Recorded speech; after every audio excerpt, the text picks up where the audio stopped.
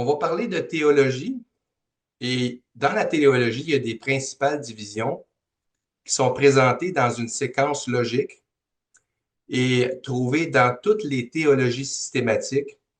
Lorsqu'on parle des Écritures, l'étude des Écritures, on va appeler ça la bibliologie. L'étude sur Dieu, c'est la théologie propre. La christologie, c'est l'étude sur le Seigneur. La pneumatologie, c'est l'étude sur le Saint-Esprit. Il y a l'angélologie, la satanologie, la démonologie, l'anthropologie, qui est l'étude sur l'être, sur l'homme, la martiologie, un mot un peu plus compliqué, c'est l'étude sur le péché. Qu'est-ce que la Bible dit sur le péché? La sotériologie, c'est qu'est-ce que la Bible dit sur le salut en tant que tel. Il y a l'ecclésiologie, qui est l'étude sur l'Église, et l'eschatologie, c'est l'étude sur la fin des temps. Mais là, je fais exprès de vous nommer tout ça parce que c'est dans les théologies systématiques, mais il y en a une qui est souvent oubliée. C'est l'étude sur Israël. Elle est absente en tant que division majeure de la théologie systématique. Imaginez. L'israélologie est souvent le chaînon manquant de la théologie systématique. C'est pourquoi il est important d'étudier ce que la Bible dit au sujet d'Israël, d'où le terme israélologie. La Bible donne un certain nombre d'illustrations symboliques de l'Église en particulier et de sa relation avec le Messie, telles que l'époux et l'épouse, la tête et le corps, le berger et les brebis, la vigne et les branches, et plusieurs autres illustrations. On les trouve généralement, ces illustrations-là, dans les ouvrages d'ecclésiologie, autrement dit, l'étude sur l'Église. La Bible donne également des illustrations symboliques d'Israël qui doivent, à juste titre, être étudiées dans un ouvrage en lien avec l'israélologie. On va regarder les illustrations qui relient Israël à Dieu. Puis la première illustration que j'aimerais partager avec vous, c'est le Israël en tant que fils de Dieu. C'est une illustration qui est quand même assez forte. Israël est le fils national de Dieu selon Exode 4, versets 22 à 23. Le message que Moïse devait transmettre à Pharaon était qu'Israël est le fils de Dieu, le premier-né de Dieu. L'Éternel dit à Moïse en ces termes, et je cite le verset 22 et 23 dans Exode 4, tu diras à Pharaon, ainsi parle l'Éternel, Israël est mon fils, mon premier-né. Je te dis, laisse aller mon fils pour qu'il me serve. Si tu refuses de le laisser aller, voici, je ferai périr ton fils, ton premier-né. Et c'est à cause de cette relation que la 10e plaie s'est abattue sur l'Égypte, la mort du premier-né égyptien. C'est à cause de cette relation de filiation que l'expérience de l'Exode s'est produite et que Dieu a appelé son fils hors d'Égypte. C'est une citation de Osée 11.1. Étant donné qu'Israël est déjà le fils de Dieu dans Exode 4, cette filiation ne peut pas être fondée sur l'alliance mosaïque, qui n'était pas encore conclue, et par conséquent doit être fondée sur l'alliance abrahamique.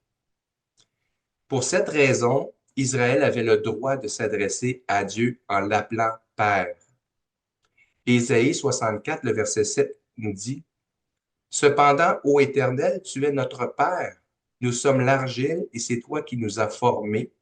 Nous sommes tous l'ouvrage de tes mains. Mais il s'est souvent révélé être un fils rebelle. On le voit dans Jérémie 3, 22. Dieu dit, revenez, enfants rebelles, je pardonnerai vos infidélités. Nous voici, nous allons à toi, car tu es l'Éternel, notre Dieu. Donc, on a vu que c'est un terme quand même assez proche, cette illustration qui relie Israël à Dieu lorsqu'il est appelé le Fils de Dieu. Ce n'est pas rien. La deuxième illustration symbolique d'Israël est le trésor de Dieu. Dans Exode 19.5, alors qu'Israël arrivait au mont Sinaï, Dieu décréta qu'Israël serait son trésor particulier. Il mentionne entre tous les peuples. Ce point est répété un peu plus loin dans Deutéronome. Dans le psaume 135, le verset 4, le psalmiste déclare que Dieu a choisi Israël pour lui-même et a fait d'Israël son propre trésor. Israël est devenu le trésor de Dieu à la suite de son élection nationale, qui, à son tour, a poussé Dieu à sauver son trésor d'Égypte. Matthieu 13, 44, et je cite, Jésus dit, le royaume des cieux est encore semblable à un trésor caché dans un champ. L'homme qui l'a trouvé le cache, et dans sa joie, il va vendre tout ce qu'il a et achète ce champ. Ici, le trésor fait référence aux Juifs croyants. Un peu plus loin, parce que Jésus n'a pas oublié aussi les non-croyants dans l'Église, pas les non-croyants, mais plutôt les non-juifs dans l'Église qui sont croyants. Alors il continue en disant, le royaume des cieux est encore semblable à un marchand qui cherche de belles perles. Il a trouvé une perle de grand prix et il est allé vendre tout ce qu'il avait et l'a acheté. Alors il s'agit des croyants non-juifs.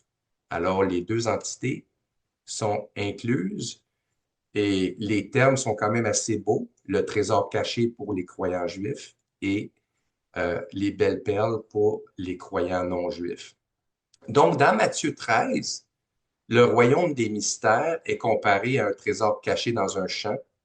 Le point de cette parabole est que pendant la période du royaume des mystères, Dieu gagnera un reste d'Israël. Ça, c'était la deuxième illustration qui nous parlait de la relation que Israël a avec Dieu, c'est qu'il est vu comme étant le trésor de Dieu. La troisième illustration symbolique d'Israël est le royaume des prêtres. Israël était appelé à être un royaume de prêtres. On voit ça dans Exode. La fonction d'un prêtre est de représenter l'homme auprès de Dieu. Israël avait une tribu sacerdotale, la tribu de Lévi, séparée des autres tribus, pour représenter la nation auprès de Dieu. La nation dans son ensemble devait être une nation sainte, séparée des autres nations, afin d'être une nation sacerdotale pour représenter aussi les autres nations auprès de Dieu. En tant que nation, Israël a échoué dans cette vocation, mais le reste d'Israël n'a pas échoué. Dans 1 Pierre 2,9, l'apôtre Pierre dit, en s'adressant en particulier aux Juifs croyants, il dit, vous, au contraire, vous êtes une race élue, un sacerdoce royal, une nation sainte, un peuple acquis, afin que vous annonciez les vertus de celui qui vous a appelé des ténèbres à son admirable lumière.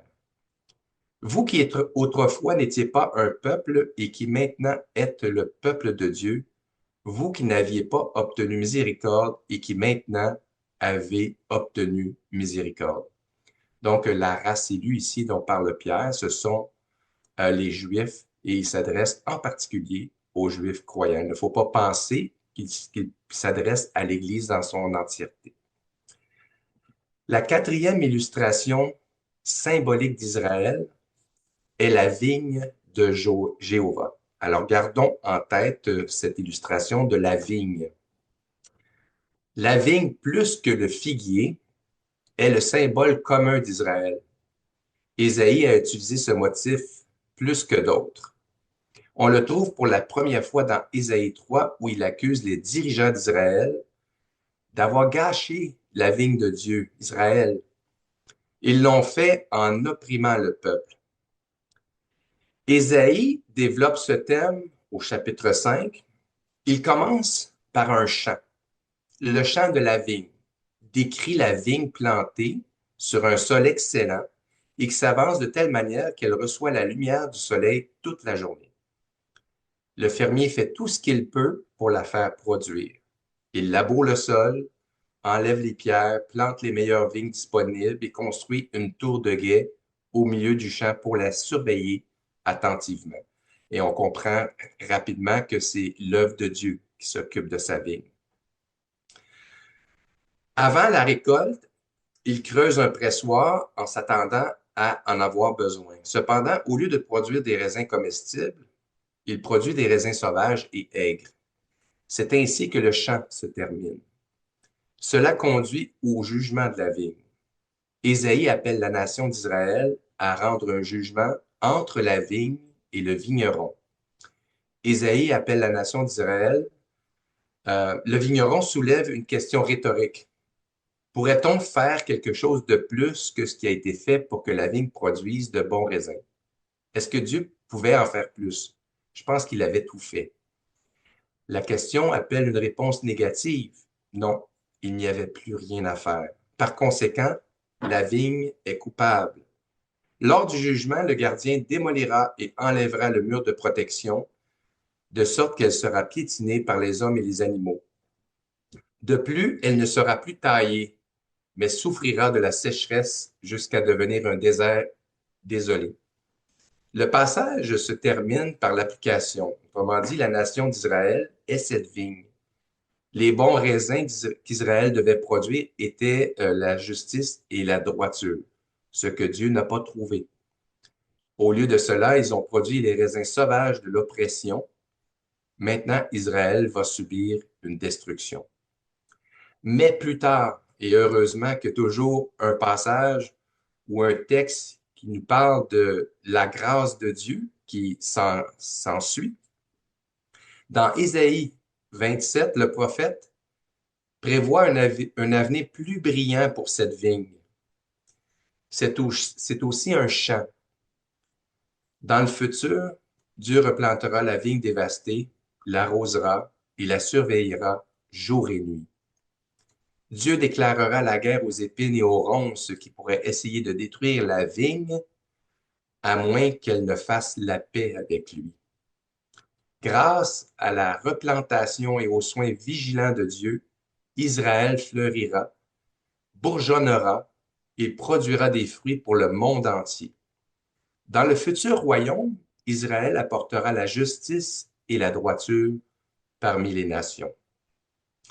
Jérémie 2,21 décrit Israël comme un cep noble et une semence droite qui s'est transformée en sarment dégénéré d'un cep étranger. De cette façon, Jérémie décrit Israël glissant vers l'idolâtrie. De même, comme Ésaïe, Jérémie accuse les dirigeants d'Israël d'avoir dévasté la vigne. Dans Jérémie au chapitre 12, versets 10 et 11, ce sont les nombreux bergers qui ont détruit la vigne de Dieu et l'ont transformée en un désert désolé. Osée 10, versets 1 à 3, reprend le thème de la vigne, décrivant Israël comme une vigne luxuriante et extrêmement productive, mais qui ne produit que de l'idolâtrie de masse. Comme Jérémie, Osée utilise le motif de la vigne pour accuser Israël d'idolâtrie grossière. Le thème de la vigne revient dans le contexte de la supplication nationale d'Israël pour le Messie, dans le psaume 80. Lors de l'Exode, Dieu fit sortir la vigne d'Égypte et la planta sur la terre d'Israël, mais son influence s'étendit bien au-delà des frontières du pays. Mais maintenant, la vigne a subi la destruction parce que Dieu avait enlevé le mur de protection et les nations l'ont piétiné. Israël, et c'est ça qui est beau, implore maintenant Dieu de le délivrer, parce que la vigne que Dieu avait plantée a été détruite par le feu, et j'aimerais partager avec vous leur prière. C'est dans le psaume 80. À partir du verset 18, il dit que ta main soit sur l'homme de ta droite, sur le Fils de l'homme que tu t'es choisi, et nous ne nous éloignerons plus de toi. Fais-nous revivre, et nous invoquerons ton nom. Éternel Dieu des armées, relève-nous, fais briller ta face, et nous serons sauvés. Jésus, comme Ésaïe, Jérémie, a également décrit Israël comme une vigne mal entretenue par ses dirigeants. On voit ça dans Matthieu 21. Et on voit des récits parallèles dans Marc et dans Luc.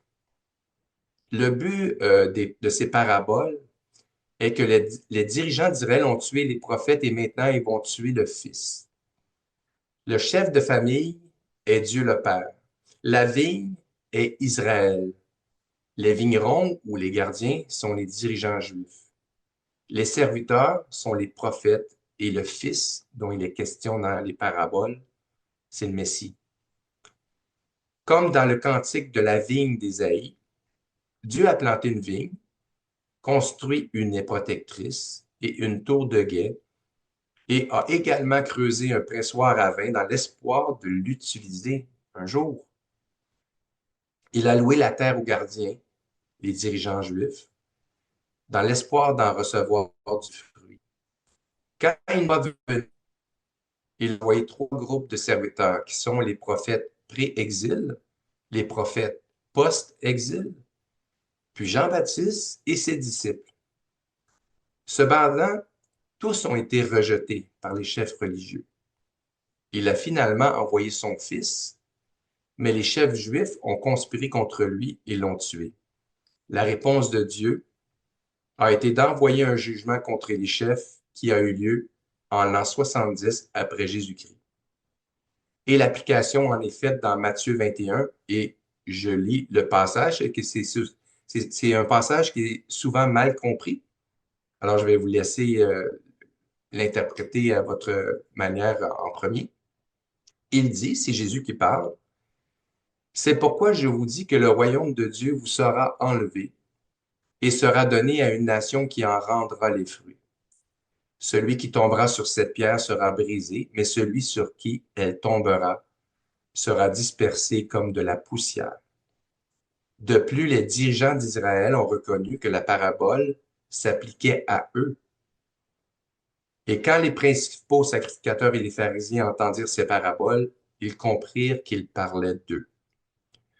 Le fait, et je termine avec ça, le fait est que l'offre du royaume messianique a été retirée à cette génération d'Israël, c'est-à-dire la génération qui était dans le temps de Jésus, en particulier aux dirigeants de l'époque, et qu'elle sera proposée à une autre génération, et je souligne une autre génération juive avec un autre corps de dirigeants. Ces dirigeants futurs l'accepteront et alors la vigne deviendra ce qu'elle était censée devenir dans Ésaïe 27. Israël remplira le monde de ses fruits. Donc, ça, on a vu jusqu'à présent, il y en a plusieurs autres illustrations. On en a vu 4. Donc, je répète les illustrations symboliques d'Israël, le Fils de Dieu, le trésor de Dieu, le royaume des prêtres et la vigne de Jéhovah.